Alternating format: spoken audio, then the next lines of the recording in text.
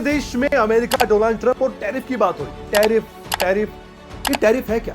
Tariff को भूल जाइए और टैक्स पर आ जाइए। मान लीजिए अमेरिका ने 25% जो टैरिफ है भारत पर लगा दिया, ये लागू हो गया। अब ऐसे में भारत जो 100 रुपए का सामान अमेरिका को भेज रहा था, एक्सपोर्ट कर रहा था, जिसे हिंदी में निर्यात कहते हैं, वो अमेरिका में अब बढ़े हुए टैरिफ यानी टैक्स के साथ 125 रुपए का बिकेगा, जो कल तक 100 रुपए में बिक रहा था।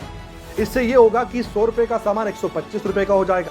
जो कस्टमर भारत के सामान को 100 रुपए की बजाय 125 में खरीदेगा, उससे भी घाटा होगा। अगर नहीं खरीदेगा तो भारतीय कंपनी को घाटा होगा। कस्टमर दूसरी कंपनी यानी कि अमेरिकी कंपनी के पास चले जाएंगे, जो 105 या 110 रुपए में वही सामान दे रहा होगा।